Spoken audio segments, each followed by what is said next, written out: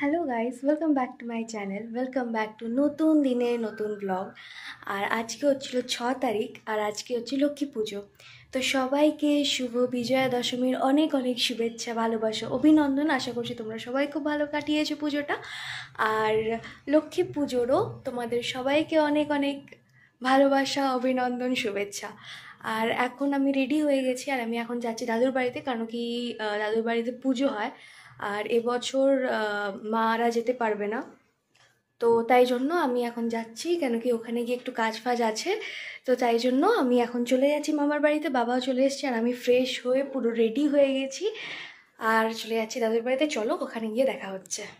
আর এখানে দেখো আমি আলপনা দিয়ে নিয়েছি। আমি জানি হয়তো অতটা আলপনা ভালো হয়নি, আর আমি পুরোটা ঠাকুরের কাজটাও আমি অতটা দিতে পারিনি, তার কারণ আমি তুলি দিয়ে ভালো আলপনা দিতে পারি, আর ওখানে তুলিও ছিল না, নিয়ে যেতেও আসলে ভুলে গেছিলাম। আর আমি চলে এসেছি এখানে কিছু কিছু ভোগের রান্না করতে। পুরোটা হয়তো তোমাদের সাথে শেয়ার করতে পারবো না, কেন কি ক্যামেরা ধরার একটু অসুবিধাই আছে।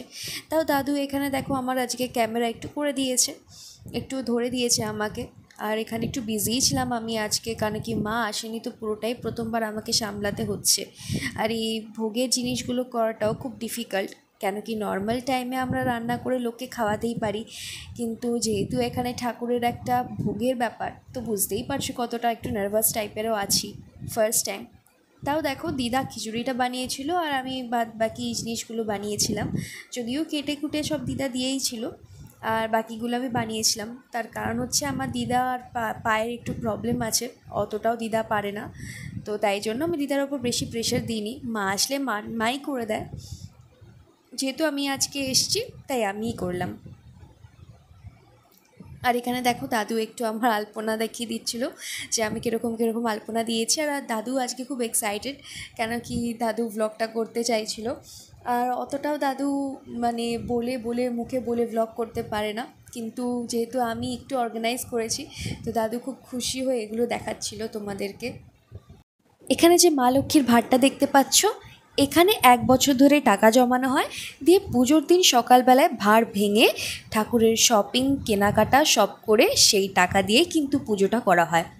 আর এখানে দেখো আমার দাদু চলে এসছে পুজো করতে। পুজোটা দাদুই করছে, পাঁচালিটা আমি পরে দিয়েছি, যদিও একটু পাঁচালি পড়ার সময় নার্ভাসই হচ্ছিলাম।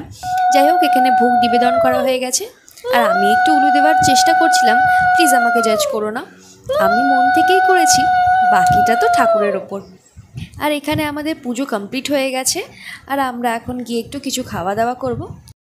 এখন বাজে 11:30, আর আমি চলে এসেছি, অনেকক্ষণই বাড়ি চলে এসেছি।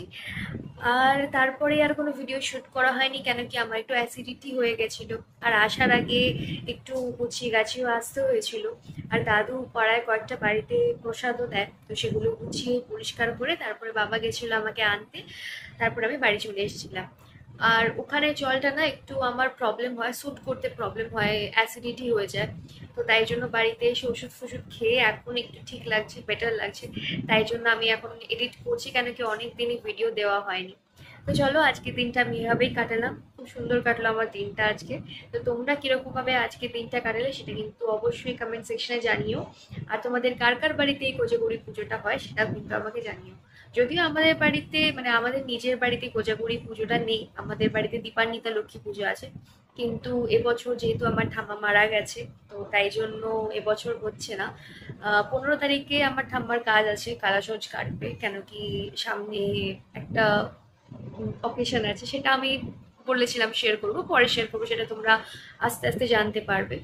তো প্লিজ আমার চ্যানেলটাকে সাবস্ক্রাইব করো, আমার পাশে থাকো, আর পাশে থাকা বেল আইকনটাকে কিন্তু প্রেস করে দিও, তাতে যখনই আমি ভিডিও দেবো সেগুলো যেন তোমরা দেখতে পাও। তো সবাই ভালো থেকো, সুস্থ থেকো, দেখা হবে নতুন দিনের নতুন একটা ব্লগে। ততক্ষণ সবাই টাটা।